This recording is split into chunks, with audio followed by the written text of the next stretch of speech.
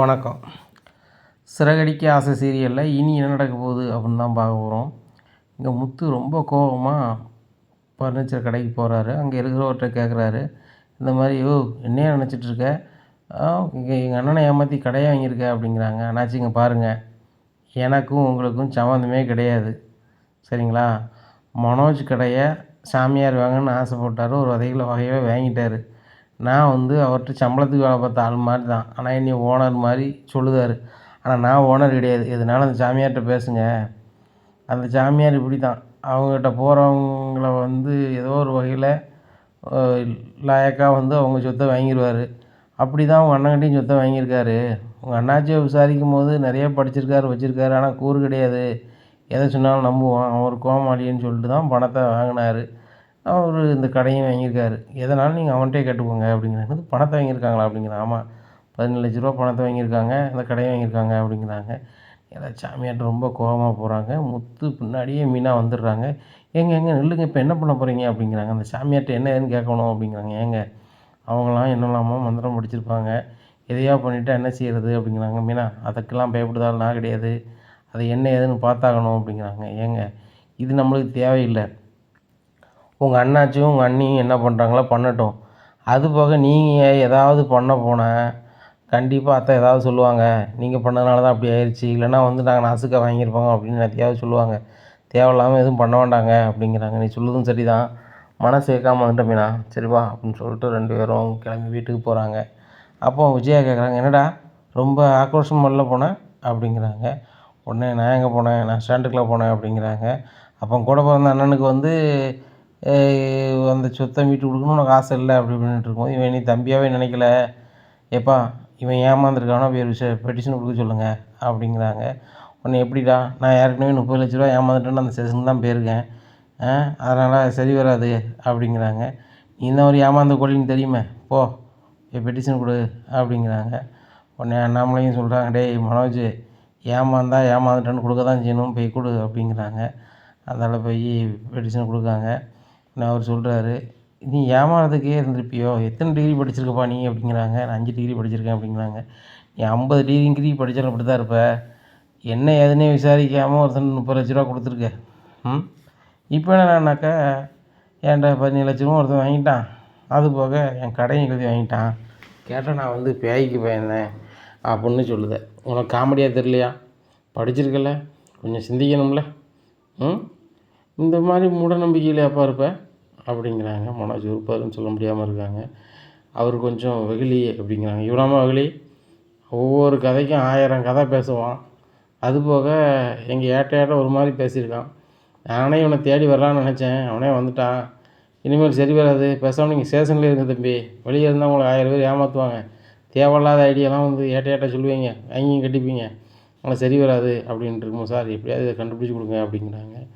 உனக்கு வேறு வேலையே இல்லையா, உன்னால் தான் அந்த ஸ்டேஷன் இயங்குது போல், ஒரு பெட்டிஷன் கொடு அப்படிங்கிறாங்க. பெட்டிஷன் கொடுக்குறாங்க. சார் பெட்டிஷன் இப்போ கொடுத்துருக்கேன், எப்போ என் கடையை வாங்கி தருவீங்க அப்படிங்கிறாங்க. என் கடையை என்கிட்ட கேட்டால் கொடுத்த, அதுபோக அவங்ககிட்ட என்னன்னு கேட்கணும், கூப்பிட்டுட்டு உன்னை கூப்பிட்டுதேன் அப்படிங்கிறாங்க. சார் உடனே கூப்பிடுங்க அப்படிங்கிறாங்க. எப்பா உன்னோட ஏகப்பட்ட உரி போயிட்டுருக்கு அப்படி இப்படிங்கும்போது, இங்கே ஸ்ருதிக்கு கால் பண்ணுறாங்க ரோகிணி. ஸ்ருதி உங்களுக்கு தெரிஞ்ச அதிகாரி தான் இருப்பாங்களா, அவங்கள சொல்லி சீக்கிரம் விசாரிக்க சொல்லுங்கள் அப்படிங்கிறாங்க. ஸ்ருதி அவங்க தெரிஞ்சவங்ககிட்ட பேசி உடனே பேச சொல்கிறாங்க. மனோஜ் இல்லையா அப்படிங்கிறாங்க. என்ன சார் அப்படிங்கிறாங்க. ஒரு அதிகாரி பேசினார், சீக்கிரம் பெட்டிஷன் மேலே நடவடிக்கை எடுத்துடலாம், எந்த சாமியார்னு சொல்லிட்டு நாங்கள் கூப்பிட்டு போவோம் அப்படிங்கிறாங்க. நேராக ஆசிரமத்துக்கு கூப்பிட்டு போகிறாங்க. என்ன நினச்சிட்ருக்க, உங்கள்கிட்ட குறி கேட்க வந்தால் பரிகாரம்னு சொல்லி நீ அவங்க சொத்து அவங்க பணத்தெல்லாம் வாங்கிட்டு விட்ருவியா, ஓனால் அங்கே இருந்துக்கிட்டு வனவாயம் பேசிக்கிட்டு இருக்கானா அப்படிங்கிறாங்க. சார் இங்கே பாருங்கள், இவன் என்கிட்ட 30 லட்ச ரூபா பணத்தை வாங்கிட்டு தான் கொடுத்தாரு, இப்போ உங்கள்கிட்ட இப்படி சொல்கிறாரு அப்படிங்கிறாங்க. சார் நான் பணமே வாங்கலை அப்படிங்கிறாங்க. உடனே சாருங்க பாருங்கள், இந்த பத்திரத்தை பாருங்கள், இல்லை என்ன எழுதியிருக்கும் பாருங்கள், இவர் படித்தவர் தானே, படித்து பார்த்தானே கழுத்து போட்டிருப்பார் அப்படிங்கிறாங்க. இதை கேட்ட அதிகாரி சொல்கிறாங்க, நீ படிச்சிருக்கேன்னு சொல்கிறியா, படித்து பார்த்தானே கழுத்து போட்டிருப்பேன் அப்படிங்கிறாங்க. சார் நான் அவசரத்தில் கவனிக்கல அப்படிங்கிறாங்க. அதெல்லாம் நான் ஒன்றும் செய்ய முடியாது, இனிமேல் நீ எப்படி பார்க்கணுமோ பார்த்துக்கோ, நானும் ஏதோ ஒரு வகையில் வாங்கியிருப்பாங்கன்னு பார்த்தா நீ பத்திரம்லாம் போட்டு கொடுத்துருக்க, இதெல்லாம் ஒன்றும் செய்ய முடியாது அப்படின்னு சொல்லிட்டு கிளம்பிடுறாங்க. சார் சார் சார் அப்படிங்கிறாங்க. இப்படியா இருக்குது. இந்த சூழ்நிலையில் வழியே இல்லாமல் வீட்டுக்கு போகிறாங்க. அப்போ அண்ணாமலை கேட்குறாங்க மனோஜ்கிட்ட, என்னடா ஆச்சு ஸ்டேஷனுக்கு போனேன் என்னாச்சு அப்படிங்கிறாங்க. ஒன்றும் ஆகலப்பா, நான் வந்து பத்திரம் போட்டு கொடுத்ததுனால ஒன்றும் செய்ய முடியாதுன்ட்டாங்க அப்படிங்கிறாங்க. பத்திரம் வேறு போட்டு கொடுத்துட்டியா அப்படிங்கிறாங்க. ஆமாப்பா அப்படிங்கிறாங்க. அப்போ நீ படிச்சுலாம் பார்க்கலையா அப்படிங்கிறாங்க. இல்லைப்பா அவசரத்தில் படிக்கலை அப்படிங்கிறாங்க. விஜய் அங்கே பாரு, உன் மகனை 5 டிகிரி படிக்க வச்சேன், 6 டிகிரி படிச்சிருக்கேன்னு வச்சேன்னு சொல்லி பெருமையாக பேசிக்கிட்டு இருப்பேன். இந்த வீட்லேயும் அவன் தான் அதிகம் படிச்சிருக்கான், அவன் தான் பெரிய அறிவாளி அப்படின்னு பேசிக்கிட்டு இருப்பேன். இப்போ பாரு, அது என்ன ஏதுன்னு கூட பார்க்காம கையெழுத்து போட்டு கொடுத்துருக்கான். கேட்டால் ராசி சரியில்லையா, அவங்க மாமனார் சொத்து அது இல்லைன்னா தான் வருமா, அடுத்தவங்க சொத்துக்கு ஆசைப்பட்டாலே முதல்ல நம்ம சொத்து போயிடும், அதையும் அவனுக்கு தெரியல. நீ சின்ன வயசுலேருந்து உன்னிய மாதிரியே வளர்த்துட்ட, அதனால் அவன் அப்படி இருக்கான், ஒன்றும் லாயக்கப்படாது சரியா, இனிமையாவது பொழைக்க மதியாக பொழைக்க சொல்லு அப்படிங்கும்போது முத்து சொல்கிறார், ஏப்பா இதுக்கு வேற ஒரு வழி இருக்குது அப்படிங்கிறாங்க. டே முத்து, இவனுக்கு சுத்தமாக கூறு இல்லை, நீ தான் எப்படியாவது பண்ணி வாங்கி கொடுக்கணும் அப்படிங்கிறாங்க. ஏங்க மனோஜாலேயே முடியல அப்படிங்கிற. வாய மூடு முதல்ல, அவனால தான் எல்லாம் போயிட்டு இருக்கு, 30 லட்சத்தை ஏமாந்தான், இப்போ என்னன்னாக்கா மொத்த கடையும் ஏமாந்துக்கிட்டு ஒரு 17 லட்சம் ஏமாந்துட்டு வந்து நிற்கான். கேட்டால் மூட நம்பிக்கையை பேசிக்கிட்டு இருக்கான், அவனை என்னத்தை சொல்ல அப்படின்ட்டு இருக்காங்க. ரோகிணி ஒரு மாதிரி உட்காந்துருக்காங்க. அப்போ ஏம்மா உங்கள்கிட்ட கூட ஒரு வார்த்தை அவன் கேட்கலையா அப்படிங்கிறாங்க. ஆண்டியும் என்கிட்ட கேட்கல, மனோஜும் கேட்கல, நான் எவ்வளவோ சொன்னேன், நான் தூக்கத்தில் தான் உழம்புனேன்னு சொல்லிட்டு, இவங்க தான் எனக்கு வந்து பேய் பிடிச்சிருக்கு, அப்படி பிடிச்சிருக்கு, இப்படி பிடிச்சிருக்கு, எங்கள் அப்பா தான் பேயாக வராரு அப்படி இப்படின்னு சொல்லிட்டாங்க அப்படிங்கிறாங்க. உடனே அண்ணாமலை சொல்கிறாங்க, இங்கே பாரு ரோகிணி, அப்படி ஒன்றும் கிடையாது, ஆனால் யார் மனசையும் சங்கடப்படுத்த வேண்டாம்.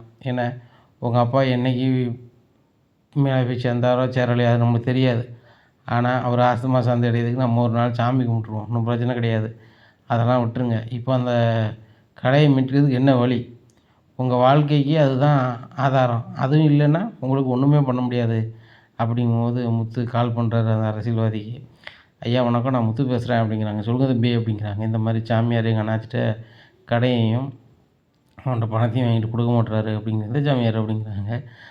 அவர் சிரிக்கிறாரு. என்ன சிரிக்கிங்க அப்படிங்கிறாங்க. அவனுக்கு இதே தான் ஜோலி, அவங்ககிட்ட யார் போவாங்களோ அவன்கிட்ட ஆட்டையை போடுவான், நான் பார்த்துக்கிட்டேன் தம்பி, நான் ரெடி பண்ணி இது ஒன்றும் பிரச்சனை கிடையாது அப்படின்னு சொல்லிட்டு அவர் ஃப்ரெண்டை வர சொல்கிறாரு.